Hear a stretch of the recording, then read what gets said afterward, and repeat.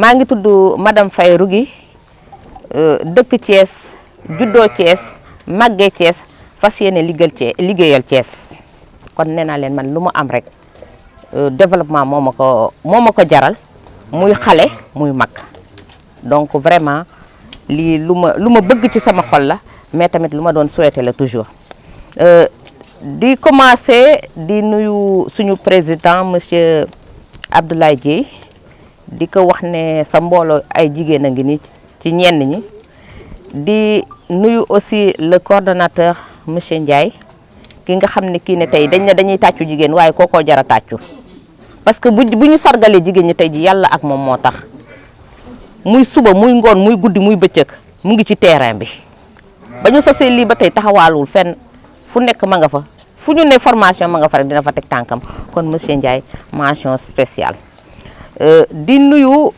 ñi nga xam ne ñi ne ñoo bokk ci mouvement AJAD ñoom ñëpp maa ngi leen di nuyu bu baax di nuyu les braves dames yi nga xam ne ñi ne tamit ba formation bi amee ba tey ñoom it téyewuñu seen loxo ñoo ngi ci biir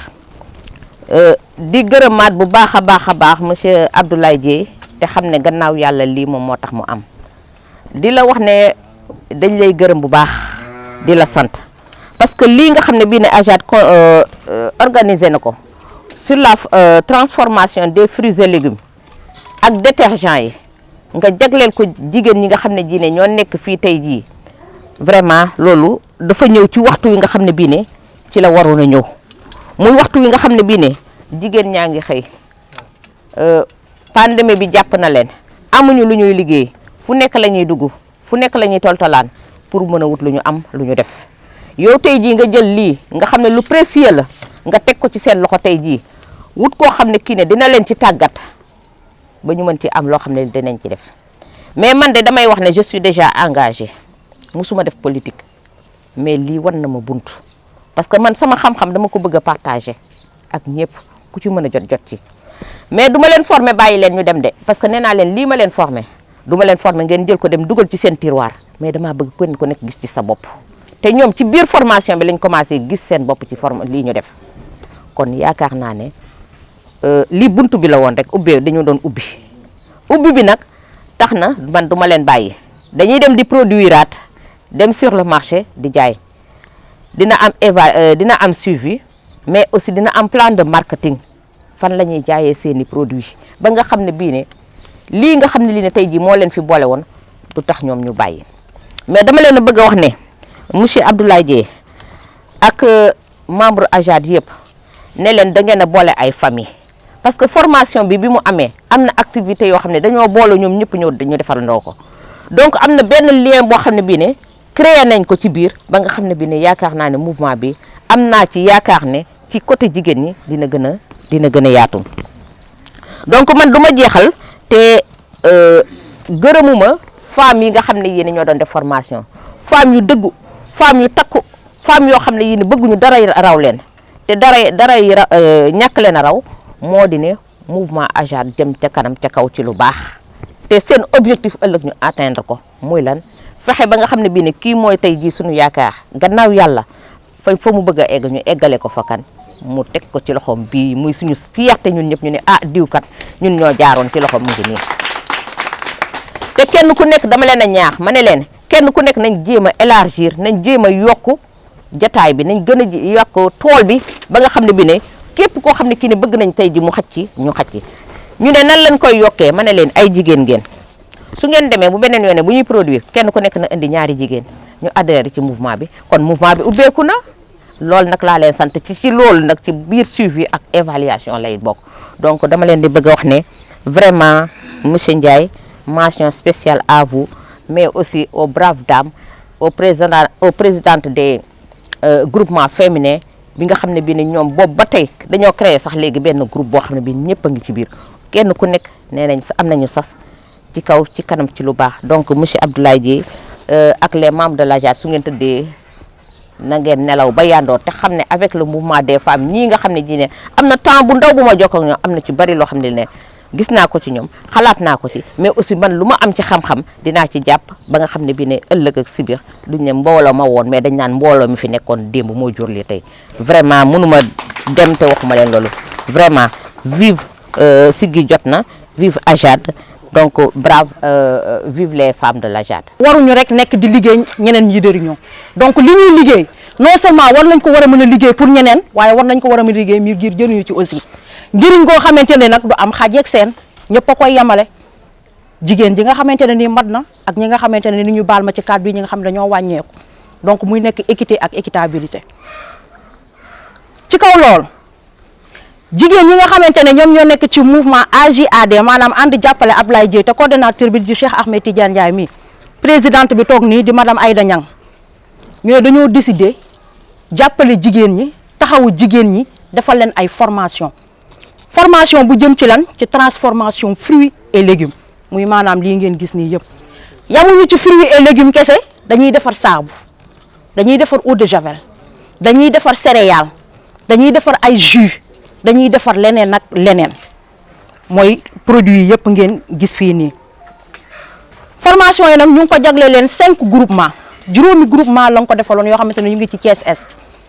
bu ma juumul juróomi groupement yëpp teew nañ fi waa Cité Senghor a ngi fi waa Fayoo ngi fi waa Jàmm Gën a ngi fi ak ñeneen ak ñeneen ci 5 groupement yooyu yëpp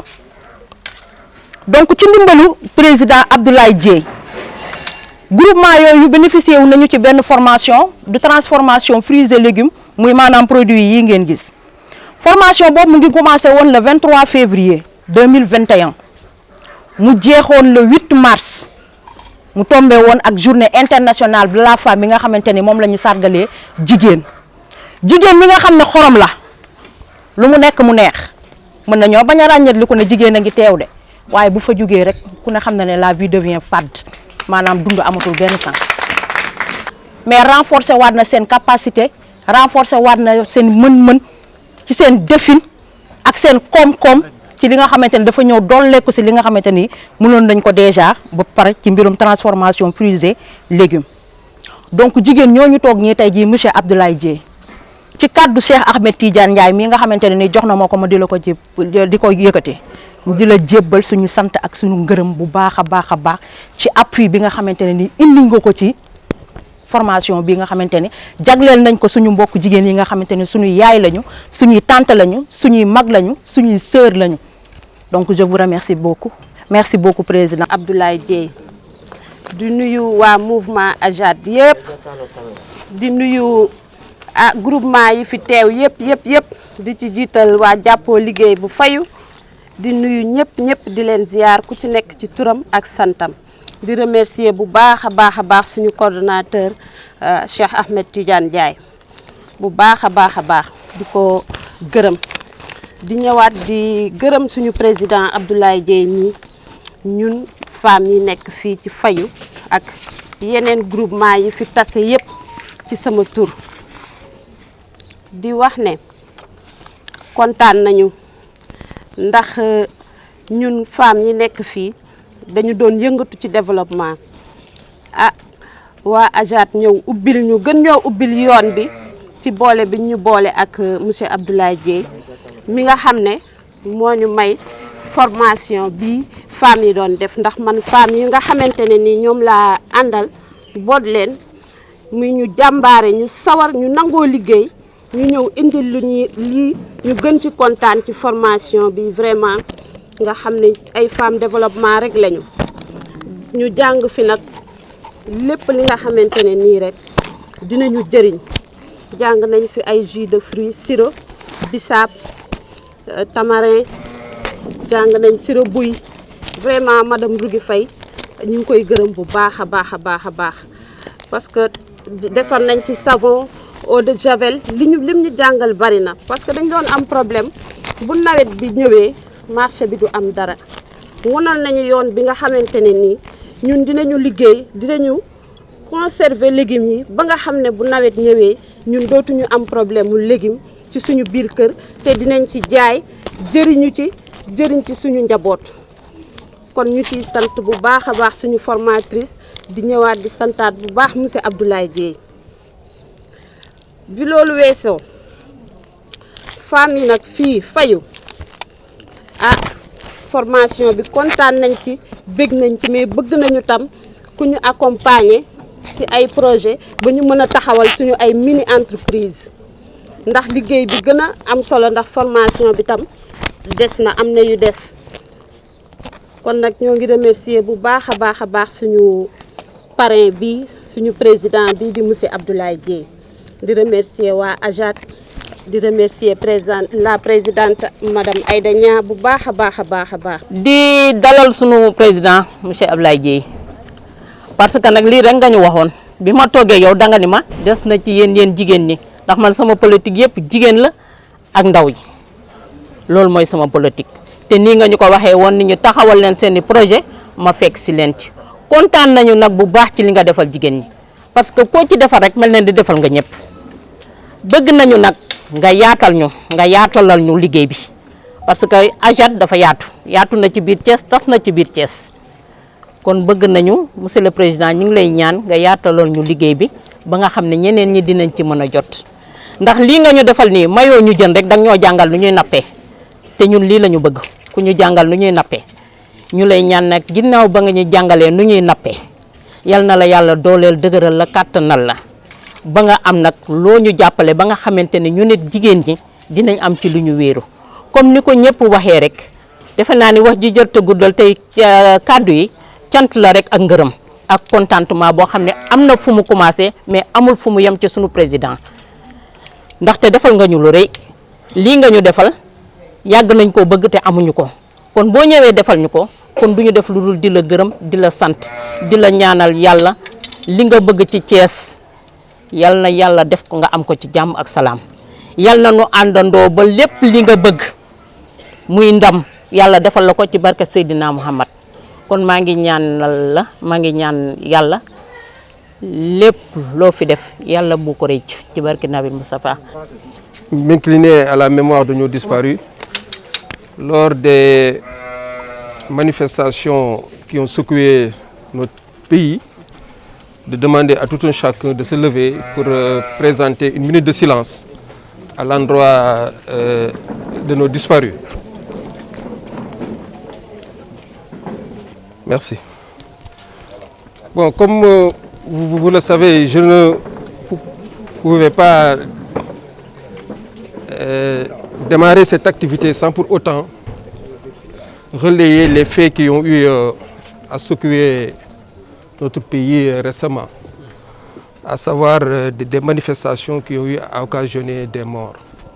C'est pour dire que le Sénégal est indivisible. Le Sénégal est réputé un pays de paix, de stabilité, mais également d'hospitalité. Et je pense que ce sont des moments que nous tous nous regrettons et prions pour que ça ne se reproduise jamais. Et que la classe politique doit savoir que nous avons un seul intérêt commun, qui est le Sénégal.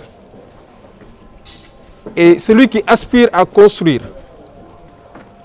ne doit pas détruire. Et je pense que je profite de cette occasion pour lancer un appel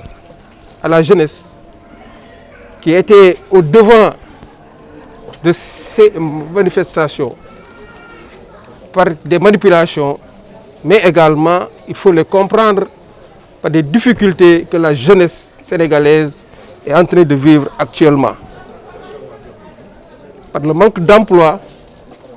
mais également par un manque de formation notoire à l'endroit de la jeunesse. Donc l'État a la responsabilité d'accompagner les jeunes, de leur trouver des emplois. Et que nous avons constaté depuis une année, le monde entier a été frappé de plein fouet par la pandémie de la Covid-19. Ce qui a occasionné des pertes d'emplois, mais également à nos États d'être en difficulté pour accompagner les politiques d'emploi à l'endroit de la jeunesse. Et je pense que le discours du président de la République est à saluer. C'est un discours d'apaisement, mais également un discours d'espoir à l'endroit de la jeunesse.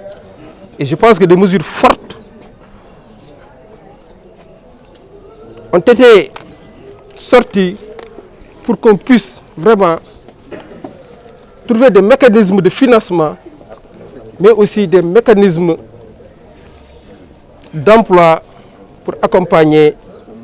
la jeunesse sénégalaise. Donc, j'exhorte, je lance un appel à la jeunesse d'être conscient que seul le travail paye et que le développement d'un pays se repose sur ses valeurs et sur ses vertus. Et que la jeunesse doit être cette fer de lance de développement. Donc l'appel a été entendu, le cri de cœur a été entendu. Nous tous, entre autres responsables politiques, leaders d'opinion, nous devrons en tirer des leçons pour qu'on puisse mettre en avant, mettre en exergue la préoccupation des populations. Donc, l'occasion nous est permis aujourd'hui de venir ici assister à la remise des attestations de formation de nos braves femmes. C'est une occasion de les honorer pour ce mois de mars et qui est réputé être le mois des femmes. Et la femme a toujours occupé une place privilégiée dans le monde. Aujourd'hui, la place de la femme n'est pas seulement d'être au foyer, mais également d'être mère. On a vu aujourd'hui que les femmes occupent des places très importantes dans tous les domaines. De leadership féminin, les femmes maintenant sont des médecins, les femmes sont des avocats, les femmes même sont des leaders d'opinion. Donc je pense qu'aujourd'hui, la femme continue à occuper cette place de développement. Parce que vous l'avez tantôt dit, sans développement, sans femme, on ne peut pas y avoir de développement. Parce que les femmes sont braves. Les femmes occupent une place primordiale dans l'économie de notre pays. Raison pour laquelle nous avons eu à dérouler des actions de capacitation, de formation à l'endroit des femmes en ce mois dédié aux femmes. Donc je profite de cette occasion pour remercier les femmes de AGAD, mais particulièrement les femmes de And Ligueyal Sénégal, qu'on a eu à octroyer une formation pour les permettre d'être autonomes, mais également pour permettre de les capaciter. Ces formations aussi vont être accompagnées par des financements. Nous avons eu des contacts avec des institutions financières qui vont les accompagner par des financements pour leur permettre d'être autonomes. Parce que qui dit formation doivent être accompagnés par une autonomisation, raison pour laquelle des financements seront octroyés à ces braves femmes qui ont eu à bénéficier de ces formations, parce qu'ils sont dévoués, engagés. Donc celui qui a l'amour de travailler, je pense que c'est facile de l'accompagner. Donc nous remercions très sincèrement la formatrice, Madame Rouguetou Faye, qui a eu à ménager aucun effort pour que les femmes puissent être formées et aussi puissent dérouler leurs activités génératrices et de revenus. Donc je voudrais également remercier la responsable des femmes, Madame Aïda Dieng, du mouvement AJAT, mais également Madame Assou Top, qui a pris la parole. Donc nous avons entendu, nous allons vous accompagner, parce que qui connaît le mouvement Siggi Jotna, c'est que nous plaçons la femme au cœur de nos préoccupations. Je l'ai tantôt dit. Nous sommes un mouvement de développement qui participe pour le développement de notre chère ville Thiès, mais généralement pour le développement du Sénégal. Donc je voudrais très sincèrement vous dire que c'est un honneur pour moi de venir fêter la femme, de venir fêter le mois de mars. Vive la femme, vive Ajat, Vive le mouvement Siggi Jotna.